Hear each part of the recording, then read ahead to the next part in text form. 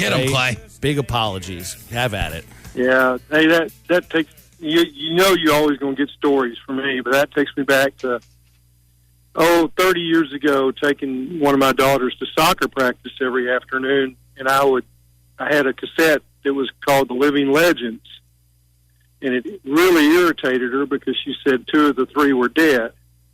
And it was George Jones, Conway Twitty, and Merle Haggard. Merle was the only one that was alive. She didn't like that. I think something happened to that cassette eventually. Haven't ever heard that one since. Well, I'll apologize for misnaming your favorite artist. But you're okay. No, well, Merle's right? Pretty big time too. I know, but you would pick George Strait over Merle. Otherwise, you wouldn't call George Strait. Yeah, I would. King. Yeah. All right, so let's get into a little basketball first. I want to talk some baseball with you too while we've got you here for these 2 segments.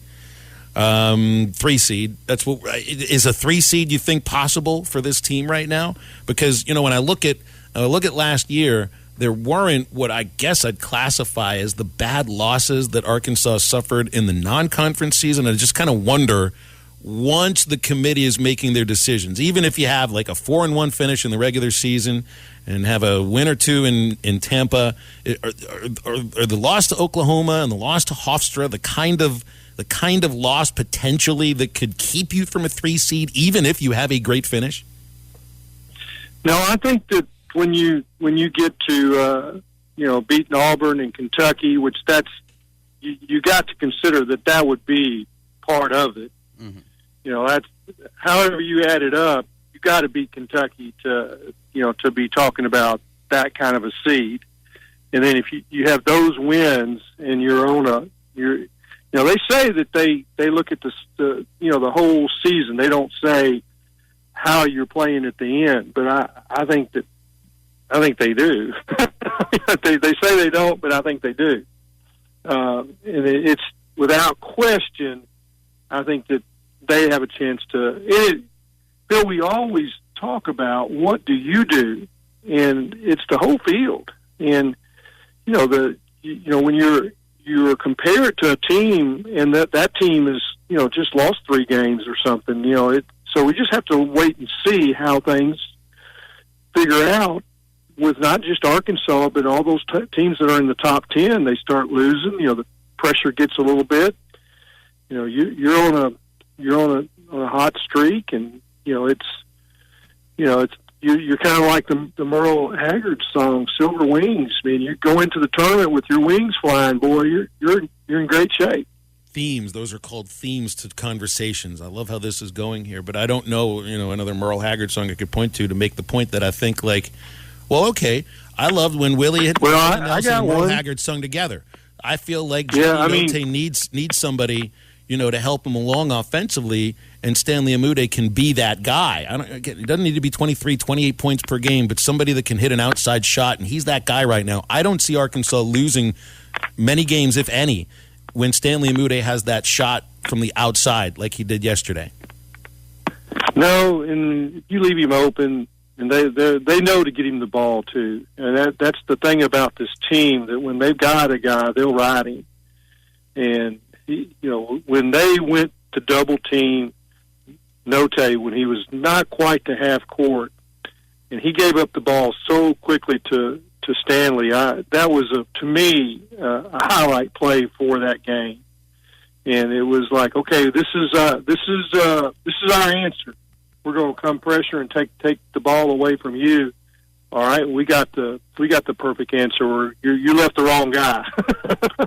So, and he's gonna have a, there will be teams that don't want to leave him open, and he'll get better attention.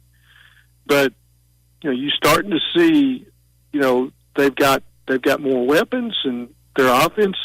There was a time there where I thought they're winning just flush on defense, but I thought their offense was front and center last night.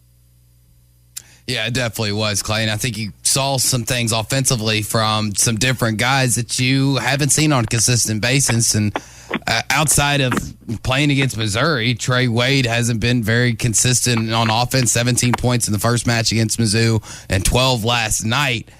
I think we can firmly plant Stanley Amude as the number 3 guy offensively on this team behind JD and Jalen. Who's going to be that fourth guy? I mean, number 4. Will it be Trey Wade? Is it Devo Davis?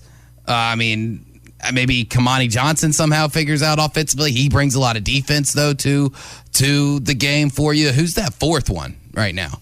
Well, I think it should be Devo, and him nailing those 2 threes from the corner was like a breath of fresh air, because people were leaving him open. It's like, all right, he's the guy that you can leave to go double. Well, no, you can't do that if he can make that shot. Mm-hmm. And the spacing of him being dead in the corner in open was just superb. And that's the shot. People were leaving Moses Moody at times early last year, and he was going and planting himself in the corner, and that couldn't do that anymore. And then you can play a 2-man game on that side with Note and Jalen, and his man can't leave the corner. I'm talking about either with Devo or whatever.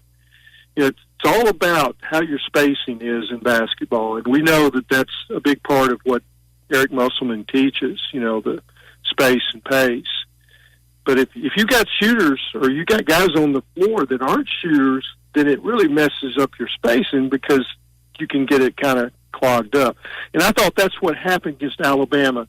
You saw Tony and those guys, really got crowded inside. It's because they weren't respecting the spacing. They weren't honoring shooters by staying out of the lane. Once when you got 4 guys in the lane, well, there's just not any room to get a shot up. All right, we'll have Clay Henry with us for the upcoming segment. I want to welcome a new sponsor onto Halftime, Cheap Sleep Furniture and Mattresses. This is home of the largest same-day selection. You see it, you get it, no waiting. Cheap Sleep's been locally owned for the past 16 years. Great customer service. They overstock with up to 75% off retail prices all year long. Serta, Sealy, Beauty Rest mattresses are up to 70% off and more. You can get a wide variety of couches and love seats that start at $8.99. Prices you won't find anywhere else. Same as cash, no credit needed for financing. That's Cheap Sleep Furniture and Mattresses. They've got 4 locations, Springdale, Bentonville, Conway, and Fort Smith. And on the web, cheapsleepnow.com. More with Clay Henry on Halftime after this quick break. And Clay Henry, who would like me to at least identify this performer properly as George Jones. Thank you, Maddie, for letting me know who you were playing. I gave you a heads up this break. That's exactly right. You could have taken credit for it, Phil. We wouldn't have ratted you out for something I don't deserve. This was an artist that was on that tape, the no longer living legends of country music. That's correct. Clay, baseball season Friday. Baseball season. We've only talked a little bit about it, but I want to turn this segment into an all baseball segment because I obviously have a soft spot in my heart for it. Drew does. I think Maddie likes baseball. Oh, I love it. Can't get enough. I know you've got a real special side for baseball too, amongst all the sports you cover, because you can really kind of, you can get in the weeds with this kind of a sport. This is a team I'd like to get into the weeds with this year. Yeah, I mean, that was my first love growing up. Played baseball and played it all the way up to I was 17, and it dawned on me then that I was really good in golf, didn't have a chance to play college in golf. I was not that great in baseball, although I loved it. I was a catcher, and there's not a position that's more fun than playing catcher. I mean, I guess I pitched in a couple of games, and I didn't have the arm to be a pitcher. But it's just like, that was just so much fun. You're involved in everything, and just seemed like the strategy was so much bigger. I played some center field, and just stood out there. I mean, it just like, that was a slow position, but catcher was just, and I love to watch the catchers in baseball. And, I guess I'm just drawn to them, and Arkansas has had such good catching. They say Michael Turner and Dylan Leach are really going to be good, but do they have big shoes to fill? I think they do. Yeah, they really do, and we talk so much about the pitching aspect of this team, but the catcher goes along with the pitching aspect of this team.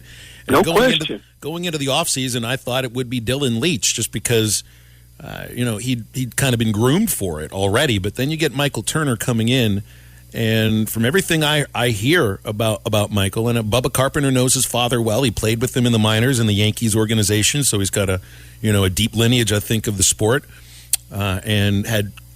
When he's healthy, I think he performed really well at Kent State. But how he handles this pitching staff is also going to be pretty important piece of how the pitching staff performs, and that seems to be, the biggest thing. We don't really have a lock on what the pitching staff's going to look like. They're going to use that earpiece. It really was irrelevant when you had Casey Opitz behind the plate because he called the game. You might every once in a while. I think Matt Hobbs would put something in his ear that, hey, what about this? But I think that you'll see early on Hawgs probably calling the game. Mm-hmm. You won't be able to tell it because he's not going to look over there because he's got the earpiece. Mm-hmm. I just wonder, is that going to slow the game down just a hair? It might. But it'd be interesting to see how that transition goes. Yeah, that's definitely been rare for the last few seasons. Offensively, and I got into this a little bit yesterday, last year's team set a school record for home runs, but still scored fewer runs per game than the 2018 and the 2019 teams that advanced to the College World Series. We love home runs, but you don't want to be overly reliant on them. And it felt like if there was a chink in the offensive armor last year, it was a little overly reliant on the home run. I have a sense this team, the way that I think this team can score more runs than they did last year, to put it simply. Well, that's the goal. And I mean, from talking to Nate Thompson, like they two things they want to do in approach. They want to put pressure on the starting pitching, to run the pitch count up. They want to work at bats, but then they want to drive anything that's in their zone. Yeah, he says they got more pop this year than they did last year. Well, gosh, if they do, that's another school record for home runs. You never know what's going to happen at other parks, other teams. The wind coming in or blowing out really controls that some days. It seems like they got the wind blowing out last year more than I remember. Mm-hmm. And that's just luck of the draw. But this team, you just go down the lineup, and they could, they're going to have the kind of lineup that Jalen Battles bats at the bottom of the lineup, and I bet he has a big year offensively. Yeah, Clay, I think, not just this week, but leading up to this season, a lot of the talk has been around, the offensive numbers that you're going to see, relying too much on the home run, the big question mark of pitching, but that's only two of the three phases of baseball. You still got to play defense. The other team's going to eventually put the ball into play.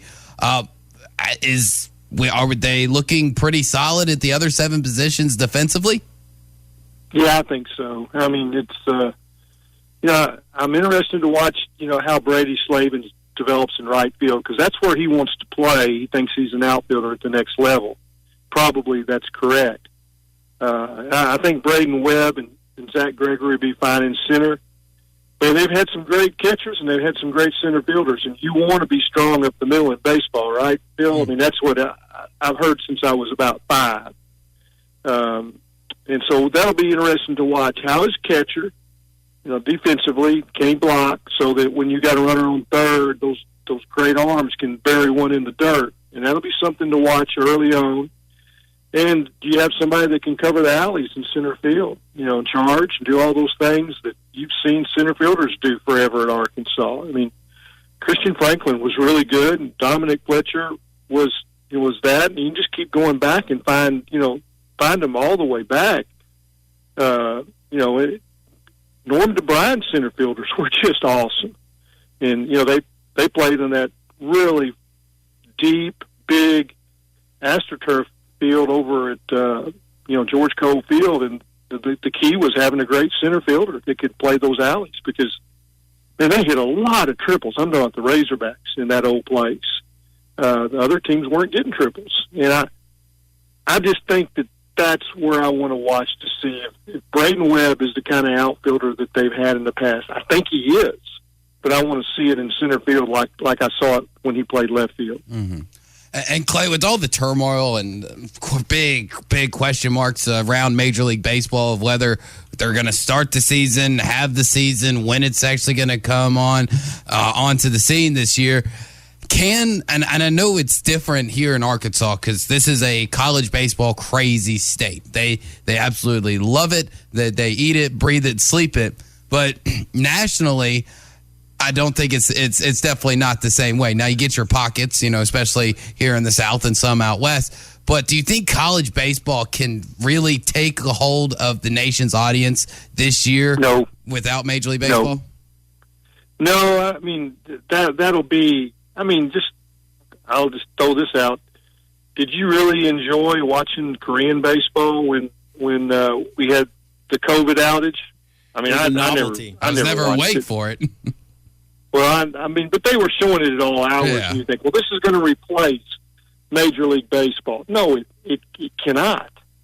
It's just not. It wasn't even the same game. Mm-hmm. I mean, it was not at all the same game.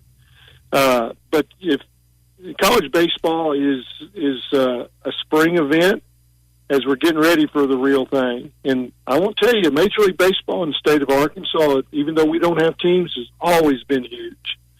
The Cardinals for years and years in Central Arkansas, and probably still the case. I went to bed every night listening to Harry Carey on my radio. That was we didn't have air conditioner, and the upstairs was, controlled by an addict fan. And the trick to get me to go to bed early when I was just a little kid was I could take the radio upstairs and listen to Harry Carey. I've heard so many people say they did that. I think in Northwest Arkansas, the Royals, are a thing with some people. Cardinals still mostly. But I mean, that's the real deal. Mm-hmm. And I mean, people plan their vacations around Major League Baseball. I mean, Bill, don't you know hundreds of people that's what they do? Yeah, I mean, they end up, making plans to go visit this park and that park. But the thing about college baseball, it only I was planning on going to KC this year for an Orioles game. So college baseball only takes you through June, and it's not a day-by-day game. It is a different game than Major League Baseball, even though it's some of the same rules. And it did take me a while doing these Razorback games to kind of figure that out. It isn't really the same game. No, it's not. And in minor league baseball is so much different. You don't see, a pitcher pulled in the first inning because he's walked three guys. Right. They don't do that in minor leagues. And he's going to get his innings, right? Mm-hmm. That's right. Yeah. And if Dave Van Horn senses that this guy doesn't have it, I mean, he's because a win is important every single day in college baseball because you only have 60 games. And it's only 30 conference games, which just, oh my gosh, the intensity of that is nothing like I've ever experienced before. Except doing this show 5 times. It was so intense. Clay, appreciate you, man. Thank you so much. Looking forward to talking. Yeah, thanks for the Merle Haggard. Well, it might be over this season, but basketball is in full steam for both pros and college hoops. For all the latest odds, totals, player performance props, to where the next fired coach is going to land, BetOnline is the #1 spot for all your sports betting needs. Head over to the website or use your mobile device to sign up today and receive your 50% welcome bonus on your first deposit. Use our promo code BELIEVE to get started. That's promo code BLEAV. And it's not just basketball. BetOnline is your source for hockey, boxing, and UFC odds, right to the Olympic coverage, is the best in the business. From sports right down to your favorite Vegas casino games, BetOnline is your #1 online wagering destination. BetOnline, the fastest and easiest way to wager on all your favorite sports and play your favorite games. BetOnline, where the game starts.